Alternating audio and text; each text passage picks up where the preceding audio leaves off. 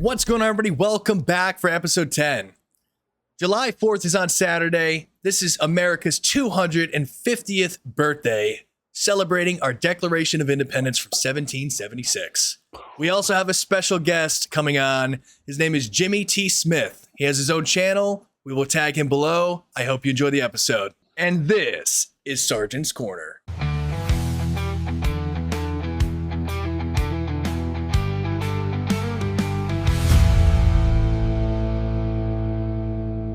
Grew up in a dirt poor family. We had 8 in the house at that time. I was doing really poorly at school. I'd probably still be there if I stayed.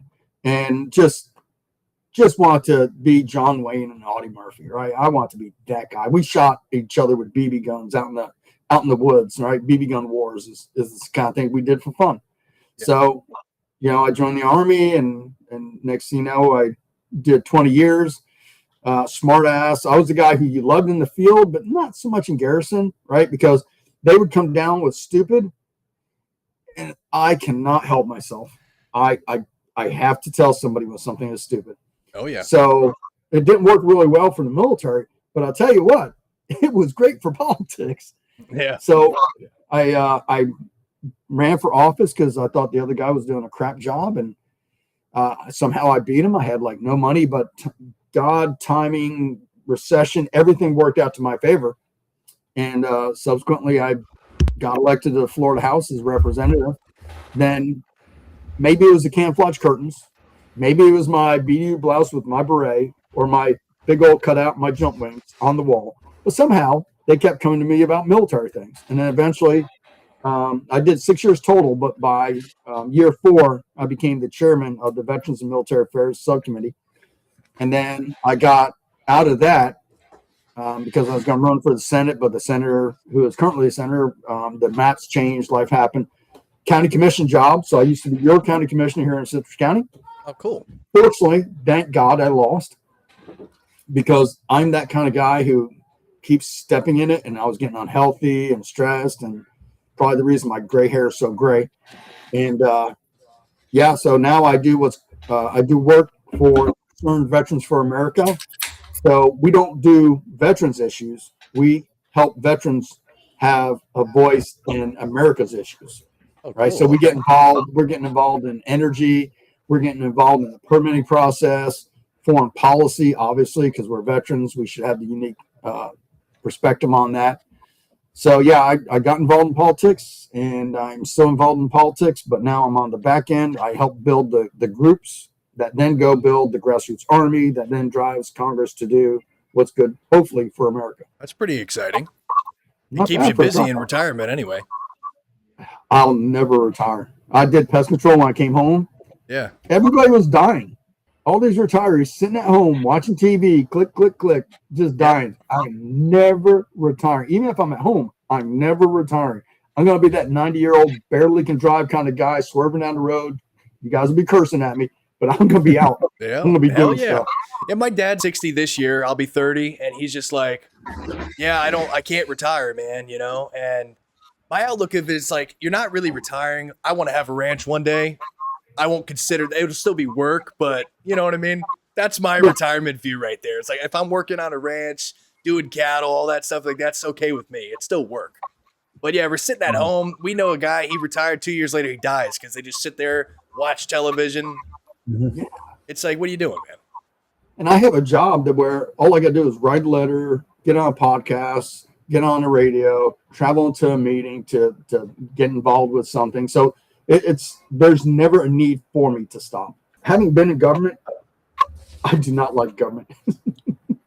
Yeah. How'd you get in it? I'm sorry, I'm Mike Jimmie, by the way. That's Mike. Nice. He's here. He can hear us now, man. The tinnitus is gone. I swear, every time we do a video, me and Brandon, it's 30 minutes of trying to figure out what's going on with my audio and visual. Every time.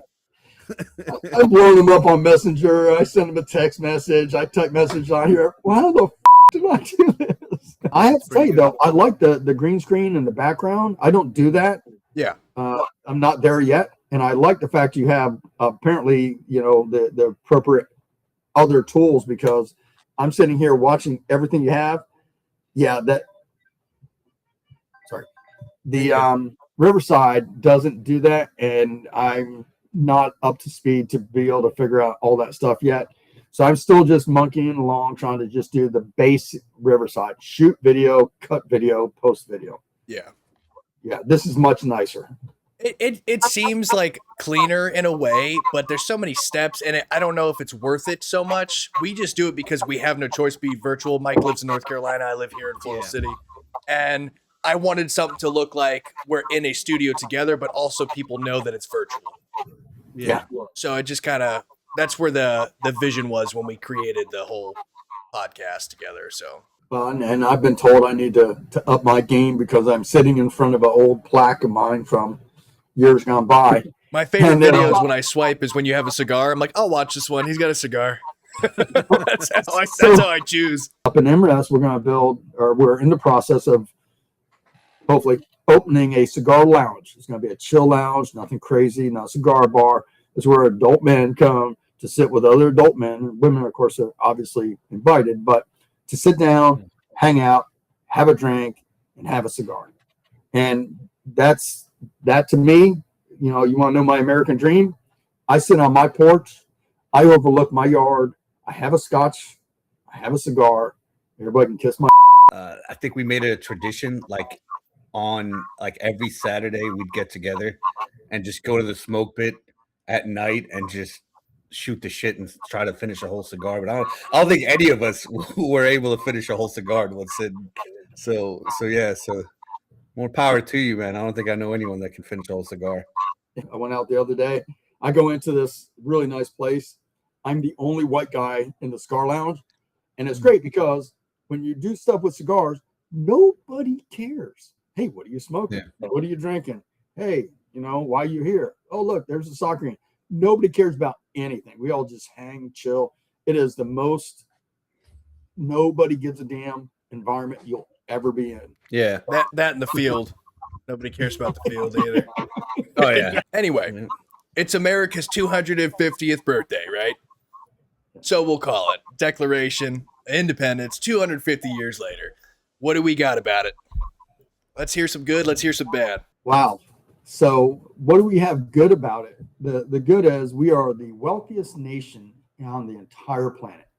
We have contributed and donated to more nations, more prosperity than any other nation could ever think of. We are leading the world in the way we innovate and things like that. And it seems like we're not sometimes, but we are the leaders in innovation. So that's some of the good. Some of the bad is we have become so wealthy, so prosperous, that people no longer understand what it means to work hard to keep that prosperity going forward. And Americans are less patriotic than I've ever seen in my life. Absolutely. And it's something I brought up with Mike. We talked a little bit earlier just so I can give him a little, hey, this is what we're doing for the show. And one of the things, and if this makes sense to you, resonates, let me know, because I wanted your opinion on it, that I think our greatest feature of this country is that we have all of the freedoms we do, right? That is also our biggest downfall, is that all of the freedoms that we have.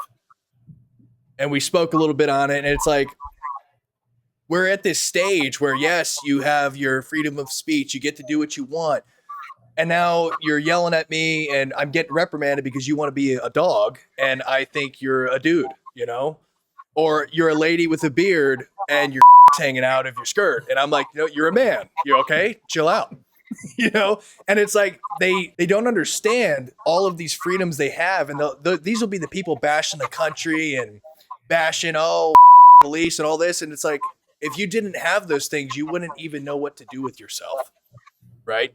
You get these people coming over here, they want Sharia law. It's like, they're going to kill you. They don't like your kind of people, They take it for granted is what I'm getting at. Well, but that's a true statement.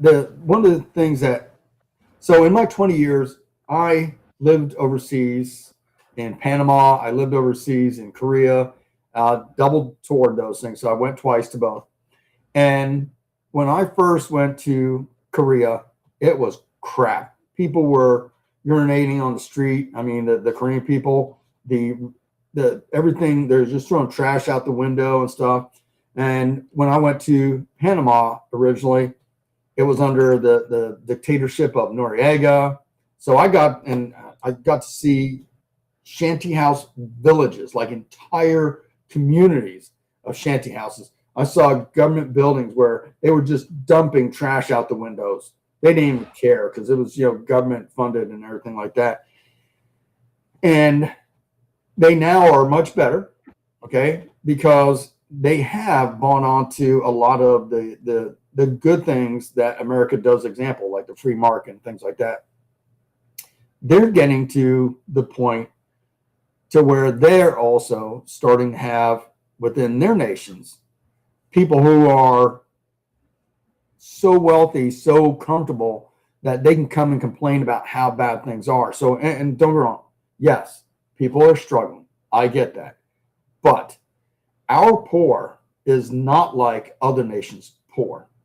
Our poor tend to have cable TV. Our poor tend to have air conditioning. Our poor, through the safety net, generally are not starving to death. And there's still people in these countries that are free market countries that have not yet grown to what we were in the 70s and 80s, even to the point to where they're still struggling. They still have people starving. And you see young people, and you try to express this. I mean, so with my kid, let me tell you, I made sure she knew. She's 18 now. I made sure she knew that, you are very wealthy compared to so many other people. I was gonna say, like, coming from, I don't know if anyone knows this. I know you know, Brandon, but I'm an immigrant. Like, I wasn't born here. My mother moved here when I was 12 years old. You know what I mean? And one of the things that I think is a big issue is nowadays a lot of my fellow immigrants, right, that come here escaping the tyranny of whatever tyranny they escaped out of, but they're trying to bring whatever they escaped into our country. You know what I mean? Like, they're trying to change the US into what they escaped. Why would you want that? Like, when we came here, when me and my mother came here, we were so proud of being able to be accepted here. You know what I mean? To have moved here, to have that privilege of becoming Americans. So we were eager to become Americans. We didn't want to bring what we escaped into our country. We wanted something new. And I think that's the problem now, is a lot of immigrants and a lot of Americans, are so eager to, they think that there's such a big problem with our country that it needs to change. And they're looking for all the little good things that other countries have, and they're saying, "Oh, see, this works great for them. We should do it here." But they're not given the big picture. You know what I mean? Like, look at Canada's healthcare; it's doing great. But yeah, look at its economy and look at its other issues it has. You know what I mean? So it goes back to that old saying: you don't know how good you have it until you lose it. And Absolutely. Europe right now is realizing that right now, with all the migration issues they're having, right?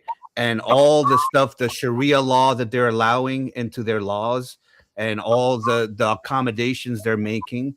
And now look at what's going on. Look at the turmoil that it's causing. Look at the economy, the European economy, how much it's struggling. Like, they're having to pick up slack. They're having to pay. They're taking care of their social, what do you call that? Welfare, their social welfare meant for their citizens. They're expanding it to immigrants and migrants, and now they're going bankrupt. I say take care of Americans first, and then let foreigners or immigrants that want to become Americans, go ahead and give them like a clear passage, a clear way to become a citizen, to become an American, and then take care of them when that's, I think, the right thing to do. Like, one thing that really pissed me off is one of the things that they just revoked about proven that you're a citizen of this nation to be able to vote. What is wrong with that? Yeah. Why are people fighting that so badly? What? To me, that's a national security issue. Like, what's from stopping Russia from sending a bunch of tourist immigrants over here just to go ahead and vote in a certain election in a local county a certain way so they could move, for their interest, for the Russia's interest. Yeah. Well, one of the things is, and it's a blessing that we're so prosperous as a nation, right? You think of all the programs. I mean, if you ever delved into all the programs we had, it'd make your head spin. From the city, the county, the state, to the federal government, on just program after program. So many that are duplicate and things like that. It's all because we, as a nation, believe in helping people. We absolutely do. But, okay, the dilemma is some people do not realize the cost of that. So I'll give you an example. When I came out of the Army, 37, retired as an E6, so that's not a lot of money. I ended up working pest control here in Inverness, did some construction. And during my time doing construction, I was making $11 an hour with retirement. My ex-wife was doing nails and not making a lot of money and things like that. And subsequently, when she came in one day, she goes, "Hey, guess what? I'm pregnant." Now, this is my first child. I'm just jumping for joy. But we had 3 stepkids, teenagers at that. And you know how that gets expensive, right? So I said, all right, listen, we're struggling as it is. New kids coming. Let's go and apply for WIC. And then I did. So I end up getting another job doing doing security at the nuclear plant, right? Pay raise right away, $2 an hour pay raise, get through training. It's another $1 an hour. And now I can do overtime. Ching, I'm banking it. I do not need Uncle Sam anymore. I call WIC and I tell him, "Hey, I'm good. I'm done. I don't need y'all." "Oh, well, that's all right. It doesn't matter how much you make. You can still stay on the program." I was like, no, I want to get off of it. I don't need it. Just take me off the program. I had to argue with them. And then when it came time with my daughter was going to school and you get free and reduced lunch. And I was like, no, I grew up eating bagged sandwiches with some fruit.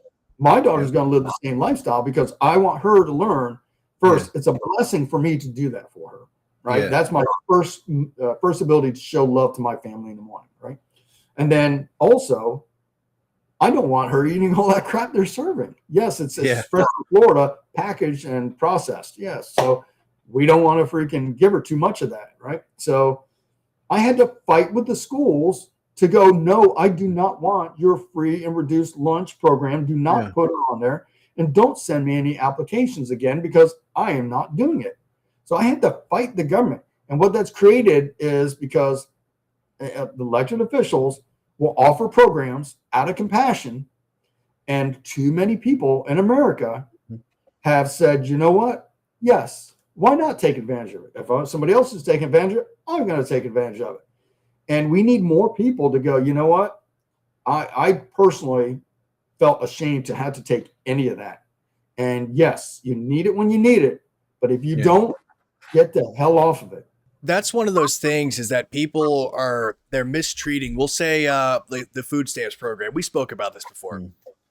It's a program to help you get off your ass, get a job, fix yourself. And if you're on this program for 5 years, 10 years, you're clearly not doing anything to improve, right?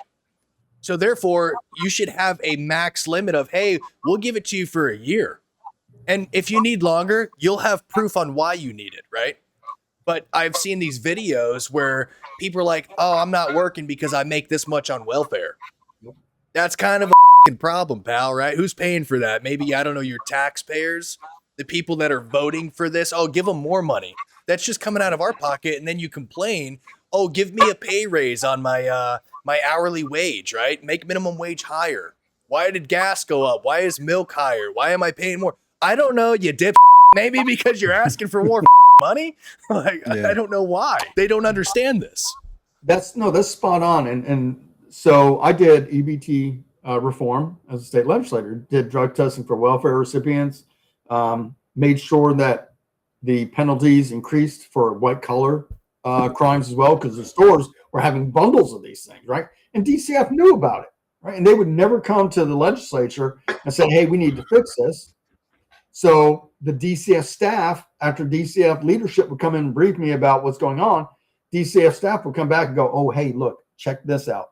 You need to look into this. And sure enough, so DCF is telling me, no, everything's fine. We got it under control. DCF staff that works under them, directly under them, were coming back with different papers and go, listen, this is what our investigators are telling us. They're packaging bundles of EBT cards, keeping them in the stores, and then you just got to come back and sign the paper, and next thing you know, they get the money for the month, right? So this is one of those things where we as a nation have lots of money to do lots of good. Mm-hmm. But we are so far in debt because our compassion has overwhelmed our ability to pay for it, and our unwillingness to call people out about this. And again, you do have people that need help, but like I do the videos I do because I talk about the economics. Teach people to earn $1. Don't teach people to take $1. My kid is 18 and I'm pushing her very hard. She likes to make dog treats. Good. Start a company. Go make money. Figure it out. Learn business now. Don't make $1. Make your dollar make $1 and build your future. And this is the thing. We don't teach. How many times have you ever have people sit down and have conversations about the American dream for kids? Well, they'll say, well, I want to go to college or I want to be a police officer. That's not an American dream. That's the entry to that American dream. American dream is like me. I have a house. I have a family. My kid is doing well. I sit on my porch. I smoke my cigar. I drink my scotch. That is my American dream. My life has gotten to the point to where I don't want anything. I've gotten more than I've ever dreamed I would have. That's my American dream. It's not a mansion, a yacht. It's just living a good life and being proud of the work I did. And this is what we need to ask our kids. And I did. I asked my kid when she was 16. She sat across the table. I said, I call her G because I'm a public figure. I try to keep her name out of the airways. So I looked at G and I was like, hey, G, what's your American dream? Right away, without missing a beat. She goes, well, I'd like to have a house on the side of the hill and be able to watch my kids play in the yard. Success. I'm done. I could die tomorrow. I don't want to. I could die tomorrow and be very happy that I apparently have left that mark. And sadly, I got nieces and nephews, and they're unable to articulate that value. 14-year-old, what do you want to be? What do you want to do? Like, I know you're still a young teenager, but it's time to start learning how the world works, right? You get allowance. Don't spend the allowance. You just made it. As soon as she earns her allowance money, she's like, oh, I want to go buy something. I'm like, listen, it's fun until you're an adult and you realize I just worked 60 hours this week and now I'm broke because I spent all my money. You don't want to do that. So, and she goes, I'll just live with you forever. I'm like, well, it sounds good, until it doesn't sound good. So, well, be kind to her because later on when you get old, you may need that help, right? Yes, exactly. So I still be conscious of that. I'm like, all right, I'll try not to my pants until I'm way old enough, and we'll go from there. Well, one of the things that I did again, so I'm one of those ones, when I was in the Army, one of my key goals was to make sure that the next person could step up. And it was because they didn't do it for me. So I said, when I learned the next job up, I was like, I'm going to make sure I'm better than the leader I had. And I would always give classes. If we had free time, that common task manual was coming out. The SQT manual was coming out. When we worked on weapons, we all worked on as a team so we could talk things. You weren't going in your room and hiding, watching TV or playing video games and cleaning weapons. You're doing the stuff, right? So some old school Army, but I would always teach them lessons. So when my daughter was 4, I gave her a task. Every year she got a new task. When she turned 16, I gave her $500. I walked down to Suncoast in Inverness. We started an account. It's a money market account. I deposited it in there and I put a 5-year freeze on it. So happy birthday. You get nothing. Yeah. But you'll have something in 5 years that should show. And now she watches the compound growth that happens with that. And so the gift wasn't the money. the gift was saying, build your money, let your money build your future. Right. So it's one of those things where I'm very big on economics. I grew up poor. I don't ever want to be poor again. I don't want my kid to be poor again. I want them to have the American dream. So when it's 300 years anniversary, they can look back and maybe be up on some nice hotel roof overwatching it in Washington, D.C. because they're wealthy. Okay. That's the goal, to have them have whatever choice they want to make in life. But the reality is the hard fact of giving your kid $500 and telling them, hey, you're not touching it. It was hard to do because the look on her face was not one of joy for her birthday. Right. But yeah, I don't care. If my father now at my age said, here's $500, but you can't touch it, I'd be like, thank you so much for that. I really do appreciate that. And it would make me, we just have different values at that point, and maturity, but how we grew up too. I mean, I consider myself still poor as, but that's just because I'm married with 4 kids and my wife loves to spend money.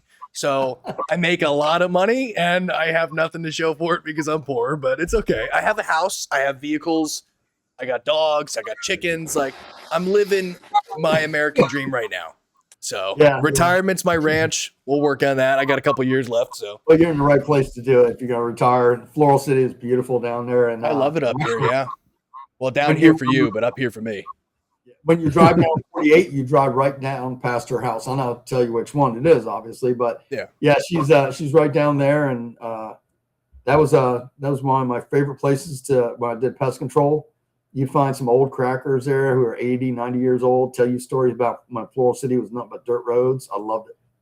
Yeah, I gotta start pulling up to these places and be like, hey, can I use my metal detector? It's one of my hobbies I have. There's man, I've always wanted to get into that. Yeah, I bet, especially around the beaches. Imagine how many wedding rings, gold wedding rings, diamond wedding rings you can find. I've only ever found one ring, and it was worth nothing. It was just a little piece of crap thing. There's a lot of Civil War battlefields here. Around because I'm in Fort Bragg, like I'm around Fort Bragg. I'm in Fayetteville, Fort Bragg. So there's a lot of Civil War battlefields around here. I would love to take a metal detector and just go over one of them and find some old musket or something. You know what I mean? Yeah. That would be so fun. Close to retiring there. So I was at Bragg. Yeah. And I had I was at the 18-year mark. Man, I was golden. I was going to retire there. I lived in Hope Mills, just down the street. Oh, nice. Okay. From the baseball field, right? Yeah. So you can have a couple of beers, a dog, and watch a game, and then just drive home after work, right? And so I loved it there, but I had a first sergeant who made my life hell. Called Branch. The Branch guy was my old squad leader, and when he realized who I was, he's like, Smitty, how you doing? I says, good. Who's this? He goes, Vincent. I was like, hey, man, great. Get me the hell out of here. So I went to Peru for a year, and then I had 8 months when I came back to retire. So that was I never did get CIF at Benning when I retired. They start to out-process me, and they're like, where's all your stuff? I go, I didn't get any CIF. Yeah, everybody gets CIF. Yeah, I didn't. Yeah, I had 19 years plus. I did not get anything. I went to get. That's crazy. Yeah, but I love that's insane, man. Yeah, Bragg is fun, man. I'm telling you, there's a lot of complaints about Bragg, but I think there's a lot of complaints from soldiers about every single base. You know what I mean? And I learned a long time ago, like very early in my career, one of my leaders that I looked up to told me this, and he's right, and I'm sure you've heard it. A base, a unit is what you make of it, basically. So it could be sucky, but it's just how you deal with it and how you take it. You got the weekends, basically, and then just but everything around Bragg. Yeah, exactly. If you get the weekends. Yeah, if you're not here for 1 or 2. Yeah. Exactly, right. But I love it here because you got the mountains, you got the beach, you got everything is so close. You know what I mean? 45 minutes to Raleigh, Durham, Chapel Hill, like it's a big city. Then you got the beach, Myrtle Beach is like an hour, 45 minutes away. There's so much fishery. You got the mountains, Asheville. I'm originally from New York, New Jersey. Okay. I actually met my wife here. when I was stationed here with their Special Forces group. And it's a funny story how we met, but long story short, we met and this became home. Like I got to meet her family, and she really showed me the real North Carolina. Like I got to see it, and I was like, yeah, this is definitely the place I'm retiring out of. I knew I was going to retire here. I think probably the first month I met my wife. I was like, yeah, okay. We were talking earlier. Yeah, it took me 5 years or 8 years to make E5. I was the guy, somebody would show up, and NCO would be like, well, I don't care how you get it done. Get it done. Yeah. They go, 22-100. Here's an example of bad leadership. Quotes like, don't care how you get it done. Yeah. Just get it done. I know, and not providing resources. And there's literally 22-100. There's a section like gives example of poor leadership. Yeah. And I would read that to them. Not the thing to do, your squad leader, your platoon sergeant, right? But I would read that to them. I didn't care. You're not going to treat me like crap. Yep. The biggest thing too, that you'll realize is there's rules until someone doesn't give a about them. Like that day's notice. It sounds cool until Sergeant Major says, well, I don't give a and you're like, all right, Sergeant Major. You're absolutely correct. Like I think it was a lieutenant one time. The BC told everybody, hey, they have like Family Friday, whatever they used to call it. And BC says, hey, listen, everyone will be out of here no later than 1700. I don't care. So at 1800, he comes by and my platoon leader thought he was a big nutsack guy, I guess, and was like, no, we're doing layouts because I said so. And I forewarned him. I'm like, listen, sir, I know you're new. You don't do that. And he said something along the lines like, yeah, this is my platoon. Well, one of the soldiers, the BC down there, he gave everybody, they had like this weird thing where they would meet with soldiers, give them the number. If you need me, you call me kind of thing. Yeah. When I joined, you don't do that regardless.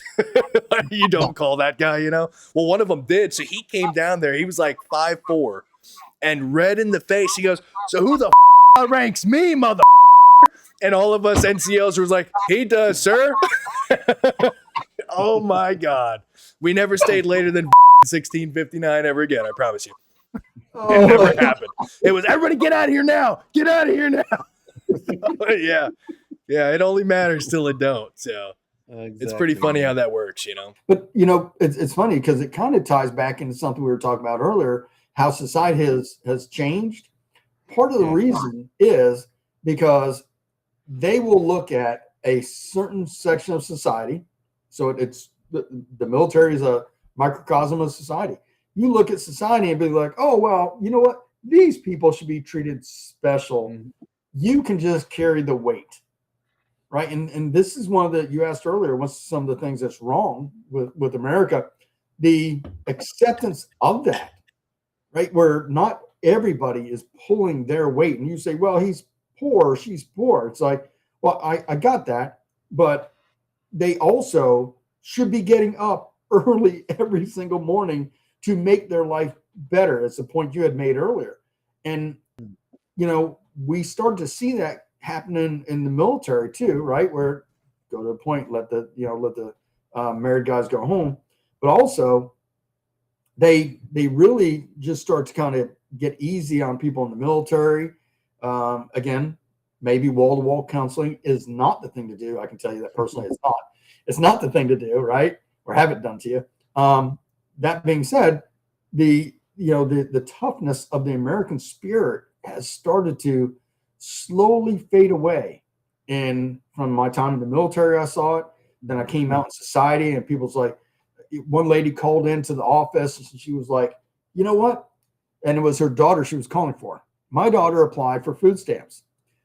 She is yet to get her EBT card. As well, all right, the team calls or deals with it, right? Because I was a legislator, I had staff. So the team deals with it.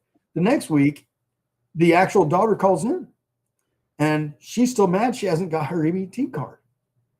And she talks to the staff, and she says, do you know I had to go to church to get food? So the staff tries to help. The staff relates this to me. I looked at my staff and said, I want you to be very clear on one thing. Next time somebody says anything that's even close to that, your answer is good. That's where you should have went in the first place. And the staff looked at me and was like, really? I go, oh, absolutely. Because we know we need to help, but everybody keeps turning to the government instead of community. And to the point you made earlier about taking everybody's money to do this, we don't have the money. And the best way to create affordability, the best way to deal with poverty is for them to keep more of their money, for them to learn to not spend it, and get up every day to try and make more of it. And it's not about the money, it's about building your future. We had young kids that come in and they would just be coasting, doing a bare minimum in the military. And so you can see it in the military, you can see it in civilian life. It's the same. Society has changed. We got to get people, we need to bring back shame. And we got to get people to understand. So I'm a little, what's the word I want to use here? Over enthusiastic. Okay. I don't know if it comes off right. But I get up every day at 5 o'clock. And it's not a question if I want to get up and start doing stuff. I love it. I'm trying to make a difference. I do the videos. I'm trying to make a difference in my county. I work in my job. I'm trying to make a difference for America. I talk to my daughter. I'm trying to make a difference in her life to build her future. If I was to die today, I still have so much more I want to accomplish, but nobody will ever say, Jimmie didn't try to make things better. And God, I pray my daughter is watching and she does the same thing. But the reality is we need to start kicking some of these kids up a step and be like, hey, listen, it can go away. I've seen poverty. I grew up poor, but I've seen real poverty. Tin shacks, entire communities of tin shacks. It can happen here. Grew up, Sally Struthers used to talk about starving kids in the Appalachian Mountains here in America in the 60s and 70s. They don't talk about that anymore, but it can happen again. All we got to do is make a hard turn to communism and socialism and stuff like that, and it will come back. It's almost like, I don't know if it's the government that does it or if it's the social media. They're trying to take that independence from people where you're very pushed to be dependent. I'm in college, and this professor comes in and they're talking about something, and he says, you will never get a job if you do not go to college. And I just wanted to be like, hey, I'm here for fun. I'm here to get paid. I'm using the benefit that I have. And he's in there talking to these kids that are 17, 18. I was thankful that the class I was in, the professor, when he walked out, she was like, listen, everybody, you do not have to go to college or have an education to make money. And I'm like, I can't believe that's the agenda that they're pushing, though. And they want you to be dependent on the government. They want you to be dependent on, so you can be told what to do. You're not allowed to have any thought. You just, hey, do this. We'll give you money. Shut up. Don't work. Do this. And that's the reason why we're just going down slowly. I think it's the school system that pushes it the most, to be honest with you. And we've talked about that a little bit, that because you can't blame every parent, right? There's a whole generation of people that up. The only thing I can blame is the public school system. They're pushing this weird agenda. They don't have to stand up for the flag anymore. They don't do anything. No Christian values, no any religion, right? But they'll have a gay flag up there and be like, here, there you go, have that. Your male teacher can wear lipstick. It's like, what are you doing for the flag? Because they want you to be ashamed to be an American. That's I was upset that here in this county. No. In this county, they do. Okay, so let me give a little image. My wife is a teacher in Citrus High School. My wife met me to come and lobby me and tell me how wrong I was on education. So we started off on a great basis of arguing a difference of opinions, right? But I can tell you there is definitely liberalism within the school system. Oh, yeah. But there is enough of a counterbalance to that in the school system, too. Informal poll was done, and the majority of teachers in Citrus County voted for Trump. Okay. So they lean in the America First camp, the MAGA camp. But even in the MAGA camp, you still have some moderates and liberals, right, in the MAGA camps. But the big problem is more than just the education system, because here they have to stand for the flag, admittedly, unless they get a note from a parent who says they don't want them to, right? I got a lot of crap when that law was passed. But if you through your First Amendment decide not to speak, then that is the same right that everybody deserves. You can't force speech. So that being said, the school system here is not that bad. It does have some challenges, and we do have some very liberal teachers. I know they respond to my posts and stuff like that. It's like, yeah, I've seen some. yeah, right. But the reality is, the biggest thing is the media, right? Almost everything that comes out of the media is to the left. So right now, I have that comment about, and I'll be talking about a little bit this week. The Chronicle is having their regular, I was thinking debates, but I'm like, no, he definitely knows debate. Debate. Sorry, my Alzheimer's kicked in.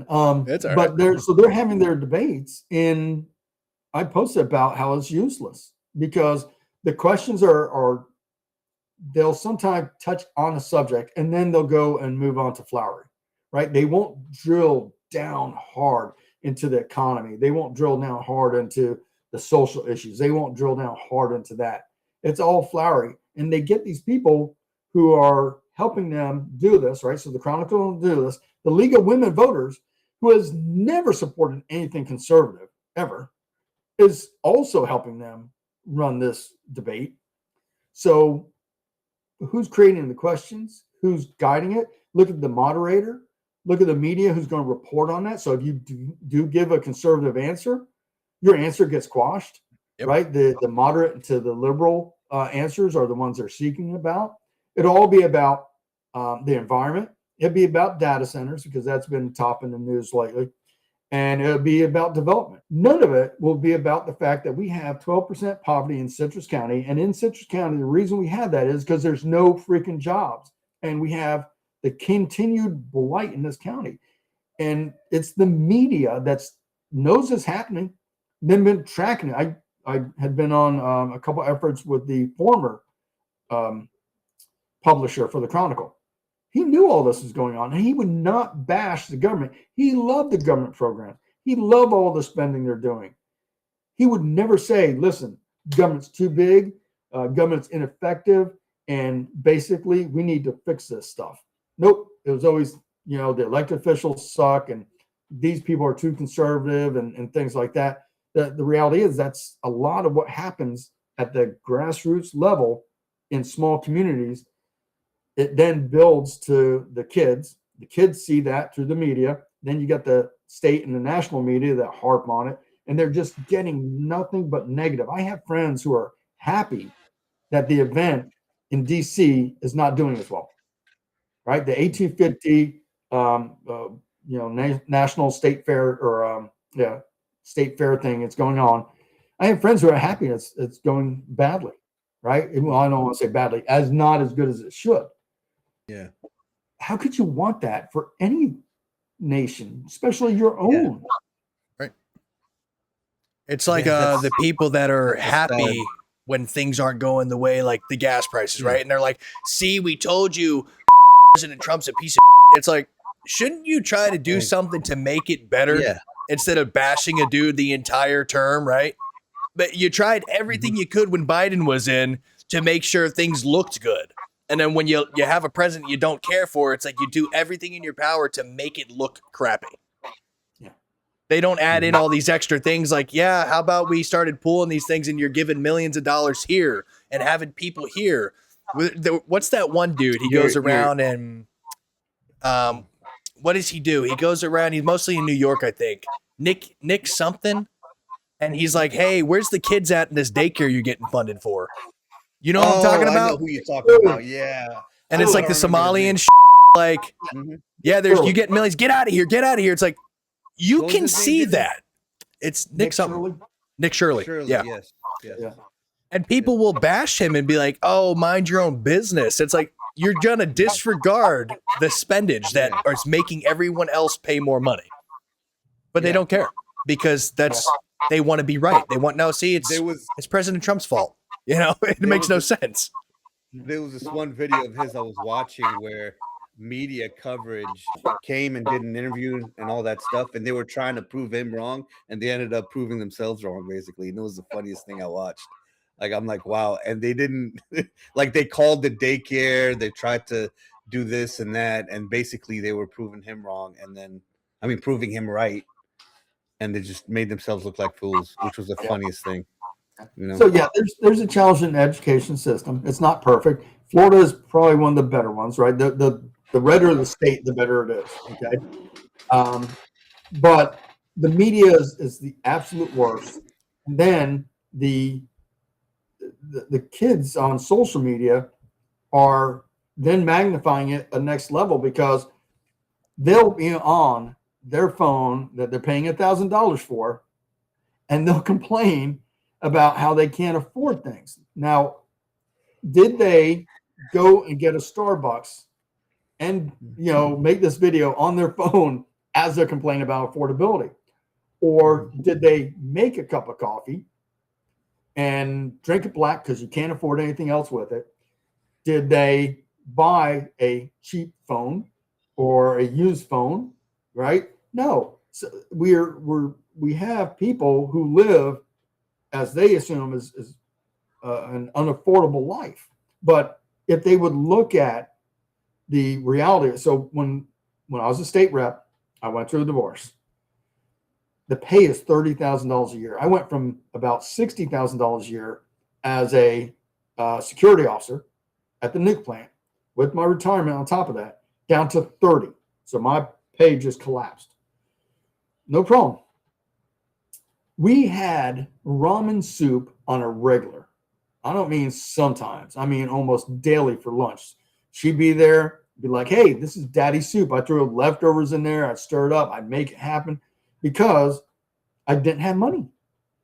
I was needing to spend the money on her daycare because I would not do free VPK. I spent only my money, not the government's money on this, right? And yes, it was hard. Nobody knew it. Nobody needed to know it. But I also did not want anybody else's help because unlike when I needed it for WIC, because I had kids who had to depend on this, at this point, I just had to tighten the belt. And that's what I did. And I made it through and I was able to do it. And now life is better, right? And so you go through the struggles and you improve your life. But the reality is, you tell a kid they got to stop spending money on X, Y, and Z, get rid of your cable. Well, I can't do that. Why not? Well, I watch TV every day. Well, there you go. You're not willing to sacrifice and get rid of things. You're going to struggle. So 2 notes on that. The first one is you could tell that I grew up poor because I choose to eat ramen noodles still. I think they taste pretty damn good. I'll even throw some eggs in there. I don't mind it at all. Second note, these people that complain about not making enough money, you don't go to McDonald's and say, this is my career. Why can't I make money? I'm not getting paid enough money. Right? To me, you go to McDonald's when you're in high school. I worked at Publix throughout high school. The second I was allowed to work, I went in there and I talked, hey, I really would like a job. Obviously, I was a father as a teenager, but I still took the initiative to try to get a job and work. When I was able to drive, I worked at Publix. I walked next door to the Marco's Pizza. Can I work here too? And I went to work, and then I walked across after my shift, and I went to work because I knew I needed money. I didn't sit there and say, oh, I'm not getting paid enough, but give me more. When I got out of the Army, every single job I got pay raises and never asked for them. The boss would just come up, hey, you've been here this long. Hey, I'm going to pay you $1 an hour more, right? Or 50 cents, whatever it was, right? And then they would tell me, don't tell anybody. Come to find out, the other people were not getting pay raises and I was. And it was because, as an example, I came on early here, right? Because I wanted to make sure everything was going to work. I was able to message you. We were able to get everything up and running. I show up to the airport because I'm not going to miss my plane. I show up to everything early.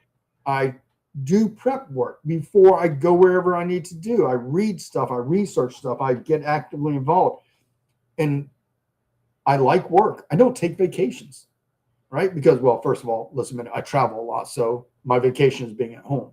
But the reality is, we need to start finding a way to motivate kids to understand you should be happy to work. Getting up in the morning to go to work, man, I love it. And yes, admittedly, sometimes I'm sitting on my porch smoking a cigar with coffee. Other times I'm freezing my butt off in Alaska, right? But the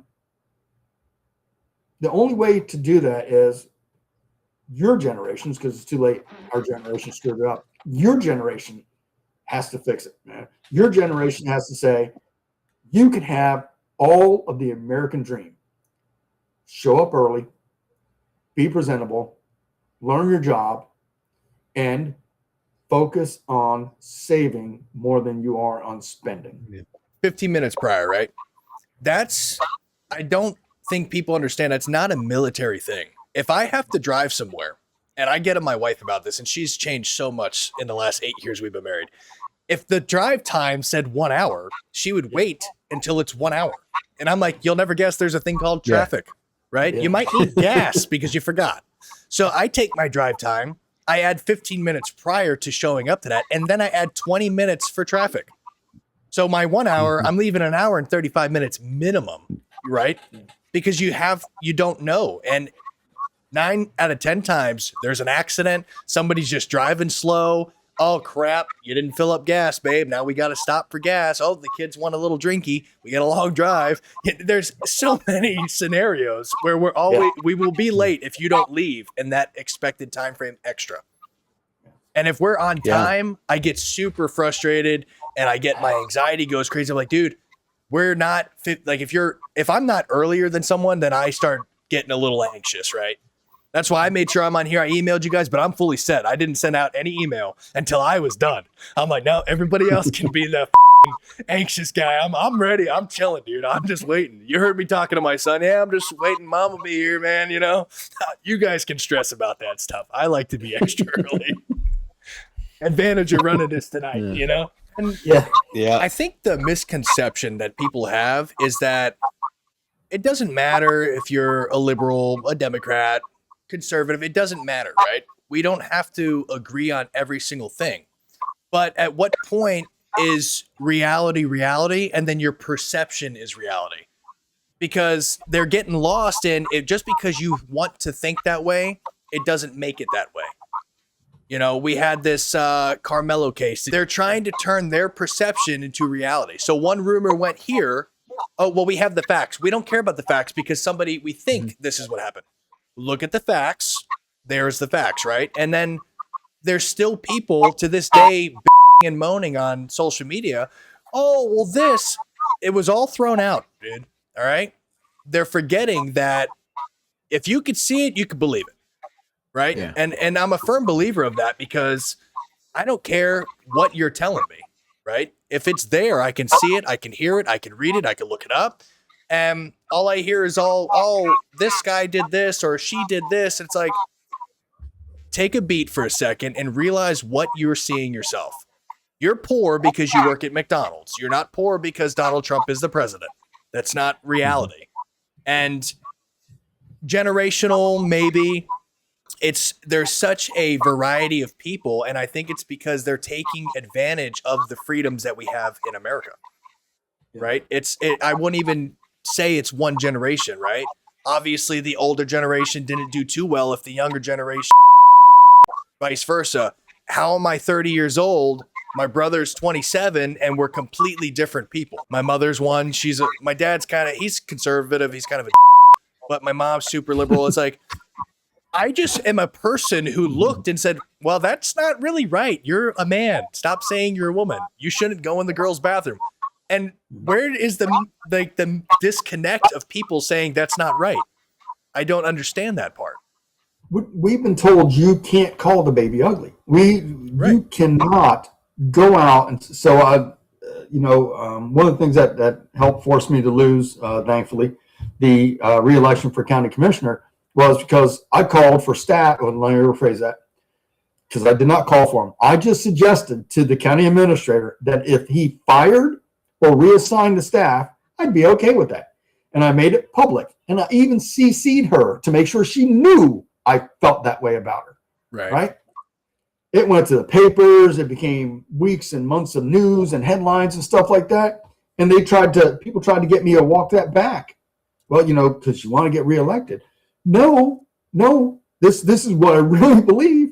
Yep. And this is why I do the videos though, because so as an example, I'm for the data center in Holder Industrial Park. I've done my research. I know it can be done well. We should create ordinances to make sure that there's almost zero water consumption, that there's no power off the grid, that the noise is using the most modern things, so there's no noise, be it D or A aspect of noise, so nobody's impacted. It can be done. It would generate millions of dollars. I don't care if anybody's on the other side of that. I don't. But I'm going to tell the truth. We're a broke county. You keep wanting more without having the money. We have a poverty-driven economy because the elderly people who have moved here to retire do not have money. We're not the villages. There is not, a bunch of money getting thrown out there with the retirees. Our retirees are going to look for the Sunday special when they go out to have breakfast. Yeah. Right? There's no money here. So I'm strongly supportive of the data centers, but then again, I also don't mind when somebody calls the baby ugly for me and tells me, well, Jimmy, you're wrong. This is going to do this.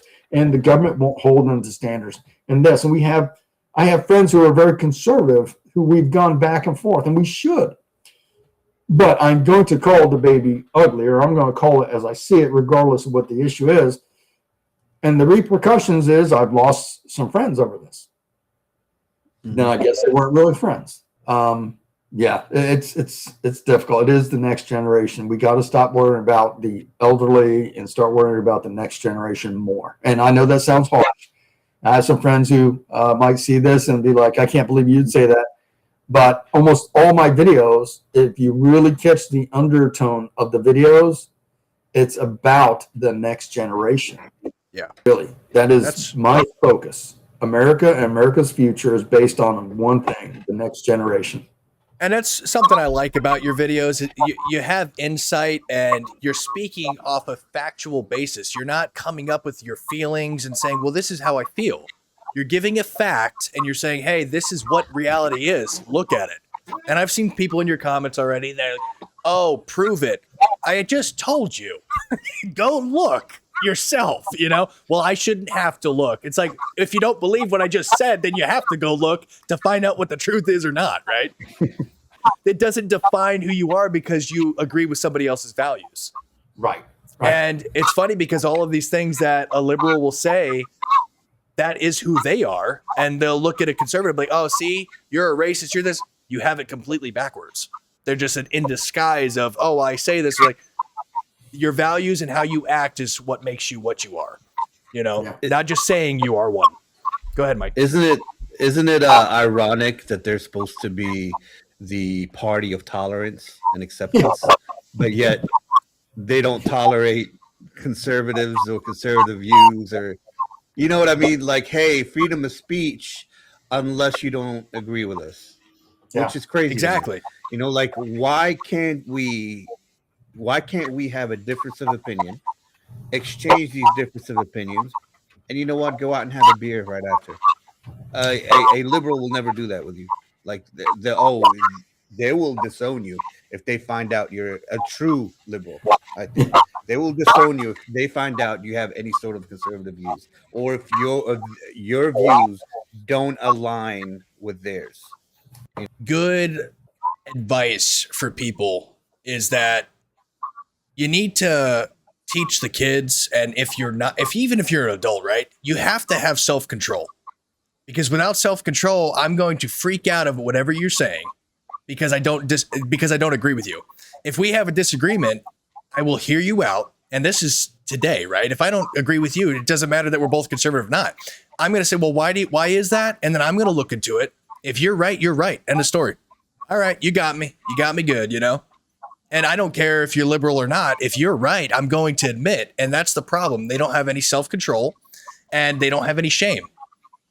I'm trying to think of that cool saying that I keep seeing every now and then. It's entitled to everything, ashamed of nothing, or something like that. It kind of floats around. It applies to everybody, and it applies mostly to liberals, but you understand what I'm saying. And that people need to understand, instill the self-control into the children. You don't stab somebody because you're upset, stuff like that, right? Have self-control, have a conversation. Why are you asking me to leave the tent? It's raining out here. He was never taught self-control, and his parents proved that he was brought up in racism, because as you're leaving, and I'm talking about Carmelo Anthony, shocker. You're leaving a courthouse. Yeah, white people are racist. White people are racist. Okay, thank you. You showed everybody exactly why your son thought it was okay to stab somebody. And that's why. We're all green. We don't believe in any sort of color. We bleed green. Yeah. It is. We've all bent over and took the big green weenie. It is what it is. Yep. I think that's what my gramps used to say, or still says. I guess he's a Marine. big green weenie. All right, Gramps. Yeah. Have you guys ever seen that speech that Marco Rubio just recently made? He was asked a question about what are your hopes for America, and he said it so very well. Like, I'm gonna go ahead and post that speech on our channel, but he hit it on the money, about how our country is all about perpetual improvement. We have gotten better with each generation, and that is what a nation is supposed to do. Learn from mistakes and improve. We don't try to change our past. We learn from it, basically. This nation allows people like me to be able to have that voice in the future of our nation. And it's unique upon any other country in the world where regular people can be somebody. Well said. It's just because you're white. That's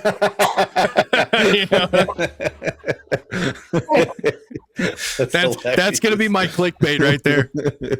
Yeah, hey, I'm glad you guys enjoyed this video. If you enjoyed this video, go ahead and subscribe, like, and leave us some comments. Make sure you share these videos. We're gonna try to have more videos like this where we have guests over. If you're interested in doing a collab with us, send us a message. All right. As always, 22 seconds your way.